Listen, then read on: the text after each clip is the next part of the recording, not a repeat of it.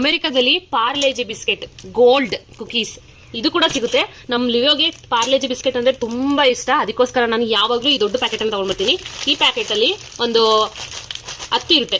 10 packet ಅಲ್ಲಿ ನಮ್ಮ ವಿನಮ್ಮ ಕೂಡ ತುಂಬಾ ಇಷ್ಟ. ಇತ್ತೀಚೆಗೆ ಅವಳು ಕೂಡ ತಿನ್ನೋದಕ್ಕೆ ಸ್ಟಾರ್ಟ್ ಮಾಡಿದಾಳೆ. ಬಿಸ್ಕೆಟ್ ಒಳಗಡೆ ಯಾವ ರೀತಿ ಪ್ಯಾಕ್ ಮಾಡಿದ್ದಾರೆ ಅನ್ನೋದನ್ನ ನಾನು ನಿಮ್ಗೆ ತೋರಿಸ್ತಾ ಇದ್ದೀನಿ. ಸಿಂಪಲ್. ಇದು ಈ ತರ ದೊಡ್ಡ ಪ್ಯಾಕೆಟ್ ತಗೊಳ್ಳೋದ್ರಿಂದ ಕಂಪನಿಗೆ ಏನು ಉಪಯೋಗ ಅಂತ ಹೇಳಿದ್ರೆ ಈ ರೀತಿ ಚಿಕ್ಕ ಚಿಕ್ಕ ಲೇಬಲ್ಗಳು ಇರಲ್ಲ. ನಮ್ ಲಿವಿಯೋ ಕಾಫಿ ಟೀ ಕುಡಿಯಲ್ಲ, ಹಾಲ್ ಮಾತ್ರ ಕುಡಿಯೋದು. ಸೊ ಅದಕ್ಕೋಸ್ಕರ ನಾನು ಹಾಲ್ಗೆ ಅವಾಗ ಡಿಪ್ ಮಾಡ್ಕೊಂಡು ಕುಡಿಲಿ ಅಂತ ಹೇಳ್ಬಿಟ್ಟು ಈ ಬಿಸ್ಕೆಟ್ ಗಳನ್ನ ಕೊಡ್ತೀನಿ. Parle-G Parle-G. I always said Parle G. Parle G. Yeah. No. We usually say Parle G. Parle G. Parle G. Yeah. Actually, you can say it Parle G. Parle. Yeah, Parle. ಇದು export pack. Actually export pack ಗಳಿಗೆ ಅವರು ಎಲ್ಲಿಂದ manufacture ಮಾಡಿರೋದು ಅಂತ ಹಾಕ್ತಾರೆ. India ಅಥವಾ export ಮಾಡ್ಕೊಂಡು ಇಲ್ಲೂ ಕೂಡ ಅಮೆರಿಕಾದಲ್ಲಿ ನ್ಯೂಯಾರ್ಕ್ ಸ್ಟೇಟ್ ಅಲ್ಲಿ ತುಂಬಾ ಮ್ಯಾನುಫ್ಯಾಕ್ಚರ್ ಮಾಡ್ತಾರೆ. ಆಕ್ಚುಲಿ ನಾನು ಈ ಪ್ಯಾಕೆಟ್ ಅನ್ನು ತಗೊಂಡ್ ಬಂದಿರೋದು ಪಟೇಲ್ ಬ್ರದರ್ಸ್ ಅಲ್ಲಿ. ಪಟೇಲ್ ಬ್ರದರ್ಸ್ ಅಲ್ಲಿ ಅವ್ರದೇ ಆದ ಒಂದು ಬ್ರ್ಯಾಂಡ್ ಇದೆ. ಆ ಬ್ರ್ಯಾಂಡ್ ಹೆಸರು ಬಂದು ಸ್ವಾದ್ ಅಂತ. ಅವ್ರು ಏನ್ ಮಾಡ್ತಾರೆ ಅಂದ್ರೆ ಎಲ್ಲಾ ಪ್ರಾಡಕ್ಟ್ಸ್ ಗಳನ್ನು ಲೈಕ್ ಚಿಲ್ಲಿ ಪೌಡರ್, ಖಾರದ ಪುಡಿ, ಧನಿಯಾ ಪುಡಿ, ಅರಿಶಿಣ, ಎಲ್ಲಾ ತರ ಅಕ್ಕಿ ಬೇಳೆಯಿಂದ ಹಿಡಿದು ಎಲ್ಲಾನು ತಗೊಂಡ್ ಬಂದು ಅವರದೇ ಆದ ಒಂದು ಪ್ಯಾಕೇಜಿಂಗ್ ನ ಮಾಡ್ತಾರೆ. ಅದರಲ್ಲಿ ಸ್ವಾದ್ ಅಂತ ಮೆನ್ಷನ್ ಮಾಡಿರ್ತಾರೆ. Also guys, the reason why it's called Parle G is because the brand that made this is called Parle, and then Parle G. So Parle Gold or Parle G. So it's eat time. I'm the kid. I'm the one eating it and sharing. Just need to cut a hole here and then just put the knife in and slide it through. And then once you're done, you just like break it out. It's broken. ನಾನೀಗ ನಿಮ್ಗೆ ತೋರಿಸ್ತಾ ಇರೋದು ಸ್ವಾದ್ brand ಅವ್ರದ ನಾನು.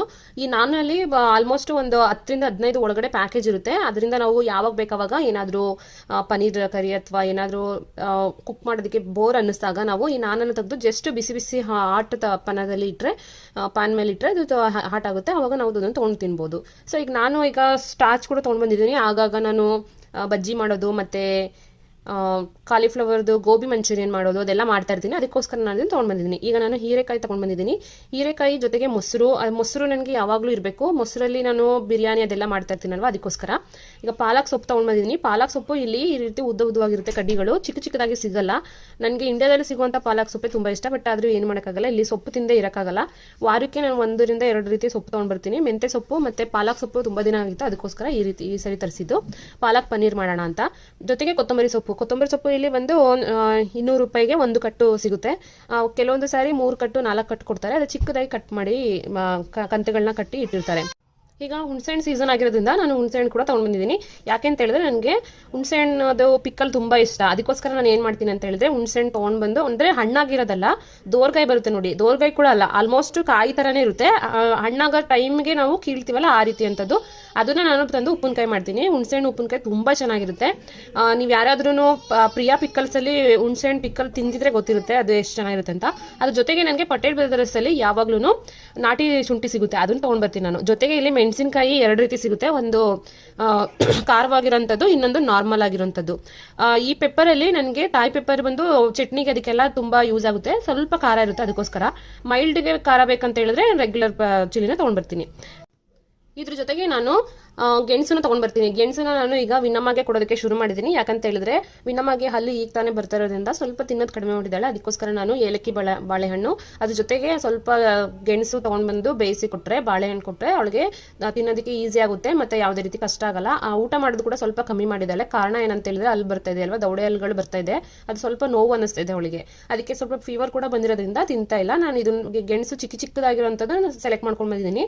So ಅದರಿಂದ ನಾನು steam ಮಾಡಿ ಕೊಟ್ಟರೆ ಅವಳಿಗೆ ತಿನ್ನೋದಕ್ಕೆ ಈಸಿ ಆಗುತ್ತೆ ಅಂತ. ಇದ್ರ ಜೊತೆಗೆ ನಾನು ಎಲ್ಲಾ ತರಕಾರಿಗಳನ್ನ ತಂದಿಲ್ಲ. ಯಾಕಂತ ಹೇಳಿದ್ರೆ ಫ್ರಿಜ್ ಲಾಸ್ಟ್ ವೀಕ್ ವರ್ಕ್ ಆಗ್ತಾ ಇರಲಿಲ್ವಲ್ಲ, ಅದಕ್ಕೋಸ್ಕರ. ನಿನ್ನೆ ಅವ್ರು ಬಂದು ಚೆಕ್ ಮಾಡಿ ಎಲ್ಲ ರೆಡಿ ಮಾಡಿ ಕೊಟ್ರಲ್ಲ, ನೀವೇ ನೋಡಿದ್ರಲ್ಲ. ಸೊ ಇದು ಇವತ್ತಿನ ವಿಡಿಯೋ ನೋಡಿದ್ರಲ್ಲ. ಈ ವಿಡಿಯೋ ನಿಮ್ಗೆ ಇಷ್ಟ ಆದ್ರೆ ಲೈಕ್ ಮಾಡಿ, ಶೇರ್ ಮಾಡಿ, ಸಬ್ಸ್ಕ್ರೈಬ್ ಮಾಡಿ. ನಿಮ್ಮ ಅಭಿಪ್ರಾಯನ ಕಮೆಂಟ್ ಮೂಲಕ ತಿಳಿಸೋದನ್ನ ಮರಿಬೇಡಿ. ಮತ್ತೆ ಹೊಸ ವಿಡಿಯೋಸ್ ಬೇಕಂತ ಹೇಳಿದ್ರೆ ನೋಟಿಫಿಕೇಶನ್ ಆನ್ ಮಾಡಿ, ಅದರಿಂದ ನಾನು ಯಾವುದೇ ವಿಡಿಯೋ ಅಪ್ಲೋಡ್ ಮಾಡಿದ್ರು ನಿಮಗೆ ಬಂದು ತಲುಪುತ್ತೆ.